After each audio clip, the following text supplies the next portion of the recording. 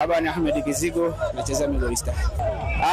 Haiwezi kusema ni pole kwa sababu mchezo wa mpira ni mchezo wa makosa basi.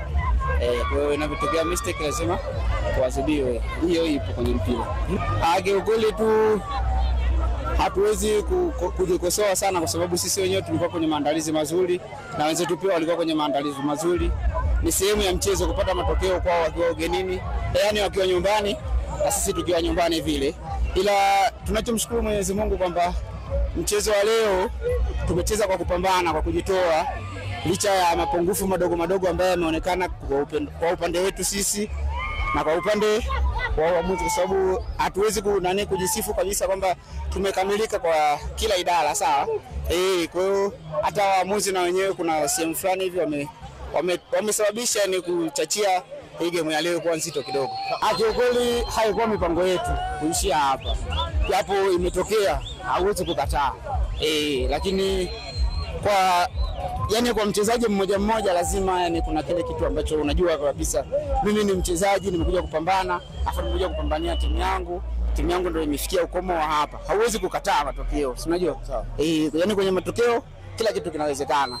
Kwa kifupi, mashabiki kila mtu anakuaga na tempa yake, sawa? Cha kumwambia kwamba matokeo ambayo tumeenda kuyakuta ugenini ndio haya tuliokuja nayo. Sio kwamba tunaweza tukazidisha au tukapunguza kwenye hili.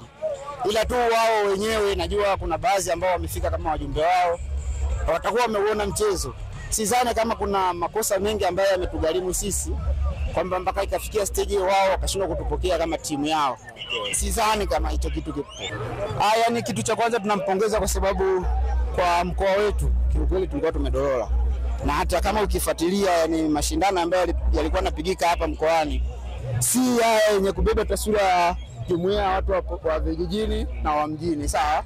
Ina maana kafanya kitu kikubwa sana, kiasi kwamba unaweza kumtambulisha hata kwa watu, bwana yule mtu aliyeandaa yale mashindano kafanya kitu kikubwa kwa Iringa yetu hii. Kiukweli mashindano ya hivi hayapo mkoani. Tusio waongo. Tunamsifu afu tunatamani afanye vikubwa zaidi ya hivi. Japo tu kuna baadhi ya vitu ambavyo unaviona vya kibinadamu vipo, sawa? Kukosea kupo na kupatia pia kupo. Ila kwa alichokifanya kwa sasa hivi kwa upande wetu sisi vijana tunaona amefanya kikubwa sana. Na tunampongeza sana, natamani kama Mungu amemwezesha pia alete kikubwa zaidi ya hiki, alafu akifanye kile kwa ukubwa zaidi ya huu ambao amefanya safari. Kwa majina naitwa Suleiman Ramadhani Juma. Kwa kweli kwa upande wetu najisikia furaha sana, najisikia faraja sana kuingia hatua inayofuata. Kiukweli mechi hii hata viongozi pia walikuwa wamejiandaa zaidi. Ndio maana tumeweza kupata matokeo mechi ya leo. Morali ilikuwa juu sana, pamoja na wachezaji tulikuwa na morali hali ya juu kuitaka mechi na kupata matokeo pia. Kiukweli mwalimu pale alikuwa ameshatengeneza game plan tayari baada ya kupata lile goli moja. Japo tulikuwa tunacheza, lakini hata sisi wenyewe wachezaji nje pamoja na walimu tulikuwa na pressure hali ya juu ya kutaka kupata ushindi. Lakini tunamshukuru Mungu pia tumeweza kupata ushindi. Kwa upande wetu kwa kweli tunazidi kututengenezea confidence. Kwa kweli tunaahidi mazuri, wataenjoy sana mbeleni huko.